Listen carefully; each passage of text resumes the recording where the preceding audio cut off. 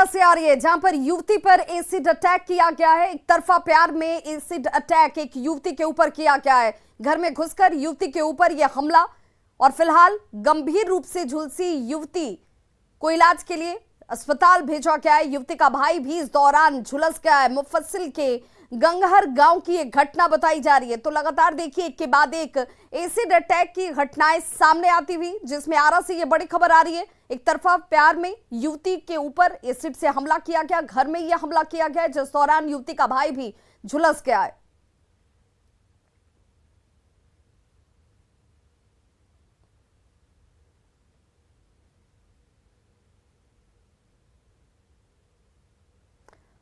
छपरा के फकुली पंचायत के जटुआ गांव में धर्मांतरण विवाद और चर्च निर्माण विवाद के बाद क्रिश्चियन दंपत्ति ने गांव में चर्च बनाने का अपना निर्णय वापस ले लिया है।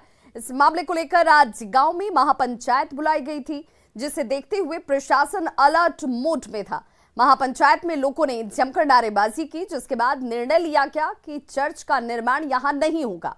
सीओ ने बताया कि फिलहाल स्थिति शांतिपूर्ण है।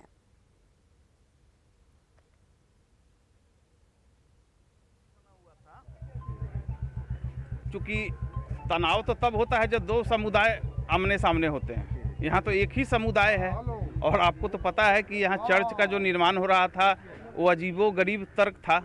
मैंने जब उस आदमी से पूछा जो चर्च बना रहा था कि भाई यहाँ तो कोई ईसाई है नहीं, तुम चर्च क्यों बना रहे हो, तो उसका जवाब था कि हम लोग ऐसे ही बनाते हैं, बाद में सब लोग हम लोगों का धर्म में आ जाते हैं। वो लोग सारा शॉर्ट आउट कर चुका है लोग आपस में, और ऐसा कुछ नया कुछ अच्छा नहीं होने जा रहा है।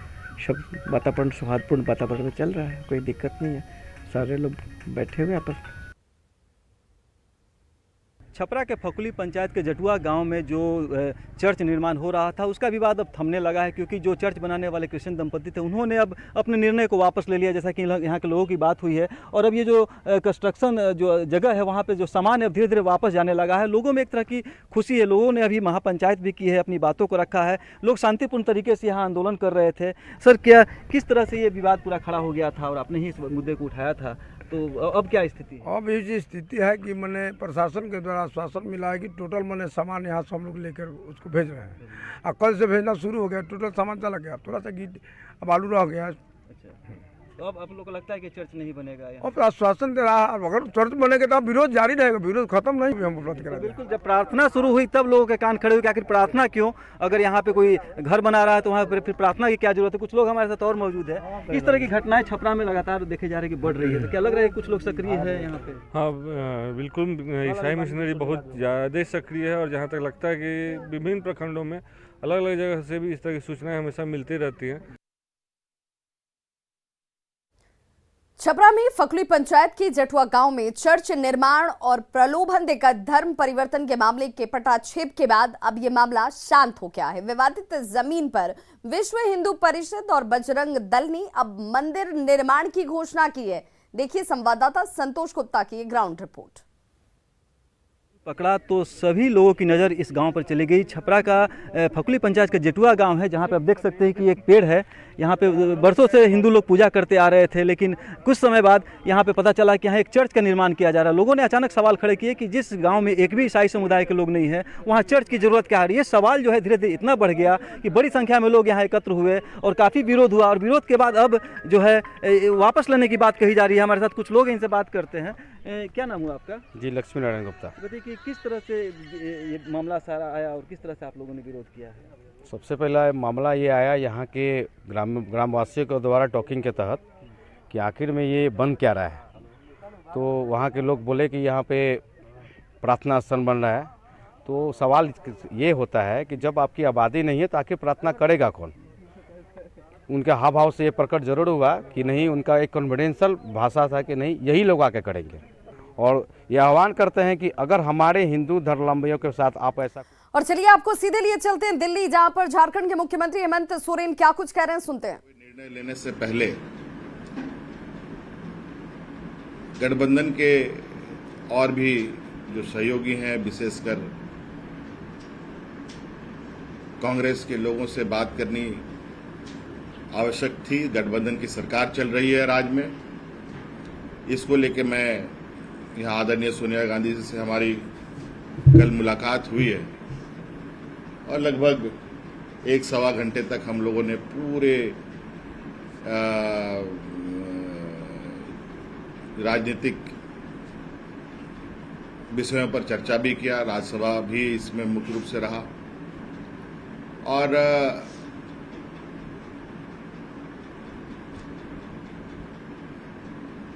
बिल्कुल स्पष्ट रूप से कुछ चीजों पर सहमति बनी है।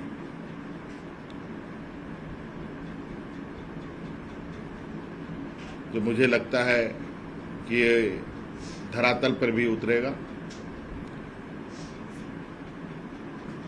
कि गठबंधन की तरफ से एक ही प्रत्याशी होंगे और इस विषय को थोड़ा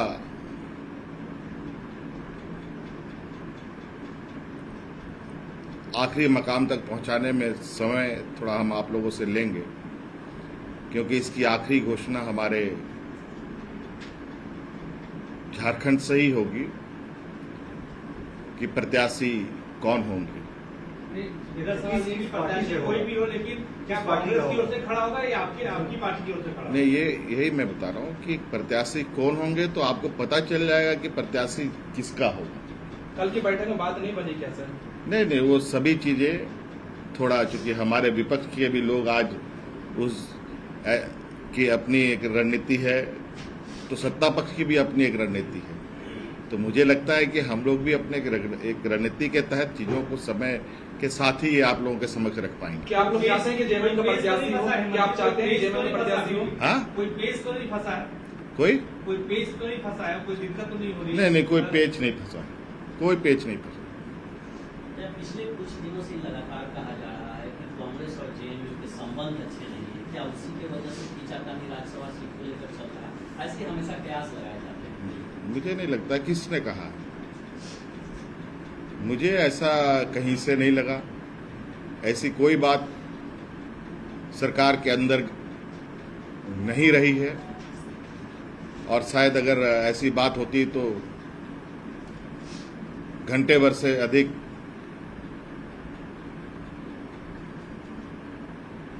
कांग्रेस सुप्रीमो से बातचीत नहीं होती। पिछले दिनों से बीजेपी आप पर करप्शन का आरोप है, इलेक्शन कमीशन का मामला भी चल रहा है, जिसमें 31 मई का डेट था, बस 14 मई का डेट हो गया है। कुछ IAS ऑफिसर जो आपके स्टेट के, उनका भी करप्शन और सबका लिंक वहाँ पर सीएम हाउस से जो बीजेपी जैसे बताती है, जैसा अरेंज किया जा रहा है कि पूरा सिंगल यूनिवर्सिटी डिपार्टमेंट की सेक्रेटरी जो आपके अंदर गया था और ये सब चीजें बोली, इसको कैसे देख रहे हैं आप, कैसे डील कर रहे हैं? तमाम तरह के जो आरोप लग रहे हैं लगातार इलेक्शन कमीशन में सुनवाई चल रही है। देखिए, ये कार्रवाई भारतीय जनता पार्टी एक राजनीतिक दल है, देश की सबसे बड़ी पार्टी है और डे 1 से, जब से सरकार बनी है, जब इनको व्हाइट वॉश करके हम लोगों ने उनसे सत्ता छीनी है और जिस तरीके से मजबूत सरकार बनी है और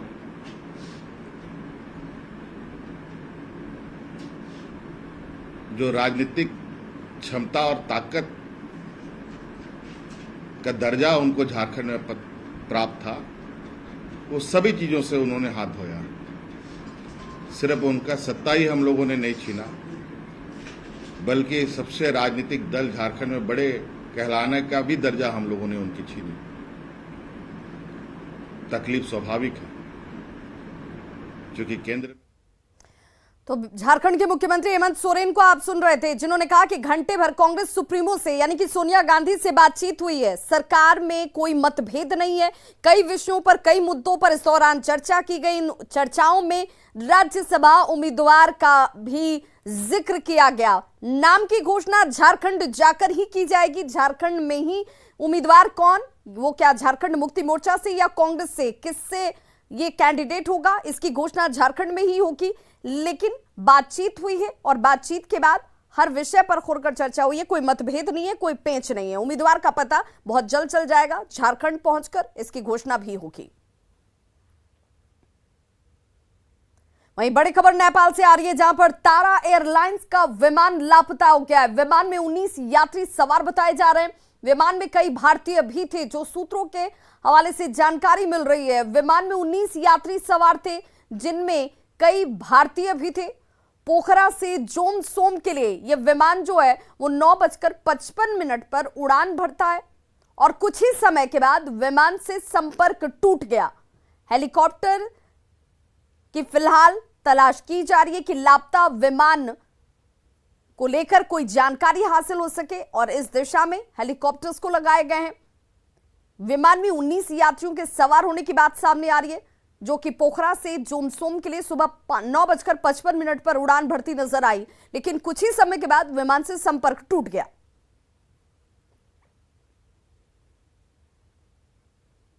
तो खबरों का सिलसिला लगातार जारी है। आप देखते रहिए न्यूज़ 18 बिहार झारखंड। यहां खबरों का सिलसिला कभी नहीं थमता।